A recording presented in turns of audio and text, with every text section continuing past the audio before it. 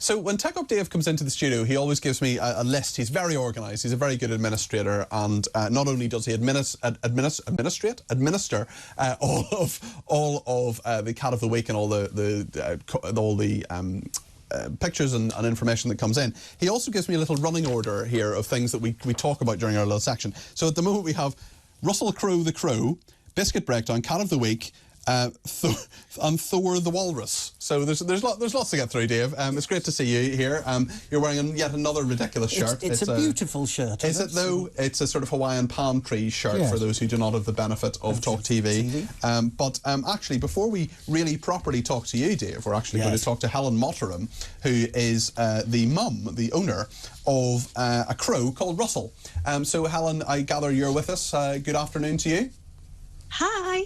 And Russell's there as well. Yay. There he is. Yeah. That's Russell the Crow. Goodness me. Helen, tell us about Russell and how you came across him. So we rescued him. It was about 6 years ago now. He's going to pop off in a minute.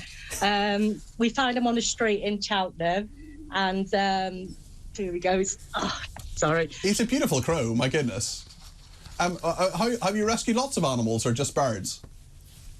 Oh, I think we've lost Helen. Oh dear, my goodness. Oh, goodness. The crow has taken the internet connection out. Oh no, is she back? Do we have Helen? We've got Helen back. Hello. We've seen Russell the Crow. If you're watching on Talk TV, he's looking good there. So so you found him on a street then, and decided to adopt him. Yeah, we found him in Cheltenham, just by the restaurant Prezzo. Oh, there he is in the background. Sorry, I'm just trying to balance this. That's okay. No worries, no worries. And what is have you rescued animals before? Why did you decide to look after him? So I've always been rescuing animals since a young age, and we set up our own rescue centre. So we've rescued many different birds, hundreds a year actually. I'll just get them down again. And is it always birds or other animals as well? It's always birds, always birds. Wonderful. And he's a crow, so you decided to call him Russell, which is a perfectly it's a brilliant name, actually, isn't it, Dave? It's really brilliant. In fact, I think we've got some still pictures. Oh, we have some still pictures of Russell we can see as well. So, yes, he's definitely, I'm on the naughty list, says one of those, as Russell's Rescue on Facebook. So, Helen, tell us about how Russell Crowe himself, with an E, got involved, Russell Crowe helping Russell the Crow. Tell us about this. Helen, are you there? So, 6 years ago. Yeah, I'm still here. Sorry. Go ahead. 6 years ago. Sorry, the reception's really bad in my room. Just stay still if you would. We've seen Russell, which is great, but just tell us about the other Russell Crowe getting involved. So 6 years ago, he retweeted us and got involved that way. And then I reached out to him just before Russell's operation and asked him to retreat our funding campaign. And then I checked my emails a couple of hours later, and he donated £500 to us. So very generous. That's very generous. I mean, he has many demands on his time. I'm sure there's many people asking him for donations and all sorts of promotional things and so on. Were you surprised that Russell Crowe was helping Russell the Crow? Yeah, I never expected him to actually donate money himself. I thought he would just do a retweet, and then lots of other people support Russell. The funny thing is, he's not actually a crow, he's a rook. What? Which is a family. I know, so it's a little bit of humour when... That's ruined everything. He's rebranded, so he's a rook rather than a crow. Are you going to give Russell Crowe his money back? That's my question. Yeah, so it makes the story even more funny, because they look like the same rooks and crows until they grow older. So now that he's older, the feathers come off his beak, and he's got his rookie baggy trousers, as they say. So they're very similar, though. So I'm trying to think of a celebrity called Rook, and I can't think of anyone with. Maybe Dave would Google. Well, I can only come up with Mickey Rourke or Mickey Rourke or Kelly Brook, for example, for Baruch, for example. Yeah, any others anybody can think of? Text them in if you can think of any celebrities we could get more money out of. Charlie Baruch, for example, would be another one. Phil, the producer, has suggested. So, Helen, what was wrong with Russell the Crow, and is he okay now? Yeah, so we thought he had a tumour or an abscess behind his eye, and this was potentially critical to him, because without it getting removed, he would have died. And it was getting bigger and bigger. So we had a CT scan and then we had the operation done, and it turned out to be an abscess, which is much better, because obviously if it was a tumour, it could maybe come back, and that could be fatal to these birds. They're very sensitive creatures. Yes, absolutely. Well, and what's it like living with a rook, or a crow, or a rook, as you have exclusively revealed that he actually is, his new secret identity? I mean, what he's clearly very friendly, he's sitting on your shoulder and so on. We've seen there. I mean, what is it like having him around the house? It's brilliant. So he talks. He says hello. What you got? Poopo. So he speaks just like me. So there's lots of videos of me speaking with him. Wonderful. Online.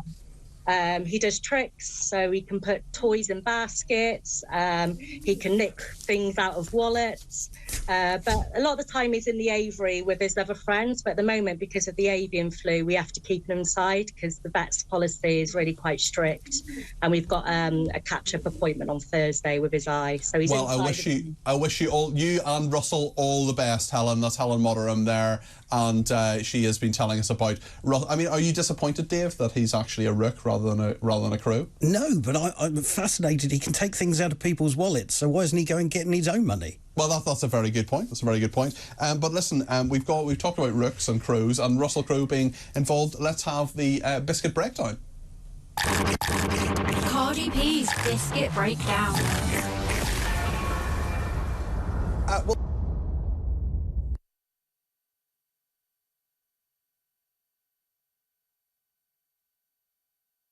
and this is because, well, I'm supplying them because I've been given them, not because I've bought them. And this is, well, it makes more sense now, doesn't it? Yes, cheapskate. So to Peter and Jack, you're not mentioned, Dave, actually, so it's very good of me to share it to you. To Peter and Jack, I've got this lovely Christmas card. I've received a number of Christmas cards from viewers and listeners, so thank you very much to everybody who sent them in. Love and best wishes from Anne and Erica, Judd and Micah, I think is how you pronounce it, the three-legged senorita, who's a cat. We really enjoy your programme on a Saturday morning and thought you might like to try these biscuits. They're one of our favourites. And actually, I think it was Erica. Do you remember she sent in a tweet? I think she sent in a tweet previously about these specific biscuits, which are Le Petit Bear, which means the small butter, I think, small butter? Something like that. Something like that. I literally have a GCSE in French and don't know. Small butter, yes, thank you to Phil, the producer, who said that, Mayor. Biscuits with a hint of butter and a hint of salt. And I mean, these have been slightly. I was going to say you've eaten half of them. Oh well, have you tried? You should try one and let us know your thoughts on it. I think. But thank you very, very much indeed. And actually, I should say as well that there were Dreamies, which we will not be testing. These are absolutely lovely turkey and salmon festive Dreamies for Jack. So thank you very, very much indeed to Anne and Erica. Now, Dave, nice. you've been munching away, yeah, but you're a fan. I'm a fan of those. Excellent. Well, maybe I'll try one now. I'll be mugging you on the way out. Well, indeed. And of course, you'll be talking about the interview we did with Helen as well. You'll have something to crow about. Even though he's a rook. He's a rook, yeah, I know. Well, all right, let's do Cat of the Week. It's Cardi B's Cat of the Week.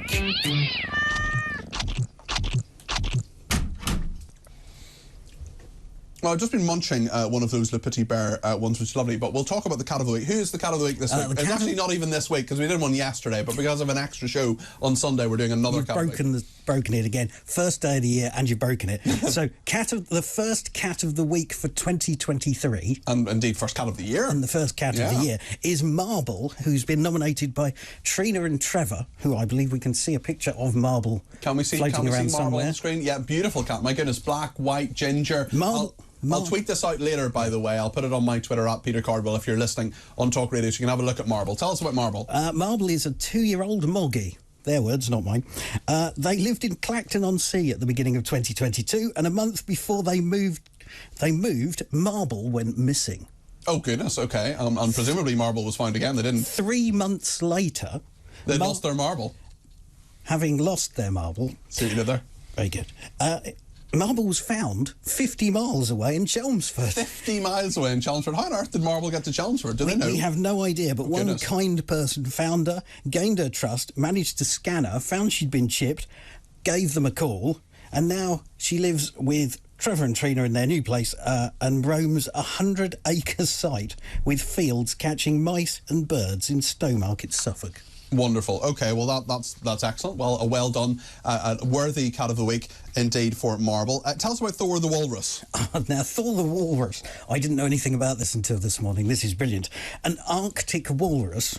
Thor, we can see Thor on the screen if you're watching on Talk TV. There he is. He's on the. There is Thor the walrus. Where is he? He is in. Well, he's been spotted on the Hampshire coastline early in the month, but now he's in Scarborough. Right. So clearly a walrus who knows how to get around. Yes. So quickly tell us about Thor and what's been up. Well, he's just turned up at Scarborough, caused a massive chaos by just turning up and landing on the seafront. Yes. And they've had to cancel the New Year's fireworks because they didn't want anybody to upset Thor. Well, you shouldn't upset Thor. I mean, that's a big thing. Well, good for Thor. But then apparently he went away at about 11 o'clock, so they actually could have had fireworks. Yes. But isn't it great how we've got from Thor, who was Russell Crowe playing in Thor. Oh, right. Oh, I didn't realise that. I haven't seen Thor. No, I'm not really aware of it. But okay. It all loops back beautifully. it all works out beautifully. Yes. My goodness, it all comes together fantastically. Well, Tech Up Dave, thank you very, very much indeed for all of that. We'll have another Cat of the Week next week. We've got about 1 minute till they take me off air. Claudia, Eliza, lovely to see you. Happy New Year. Happy New Year, Peter. Happy New Year, Dave. We got the colour memo. Yes, we got the colour memo. Yeah. Sorry, Peter. You're not in the red colour. Well, no, sadly, light blue today.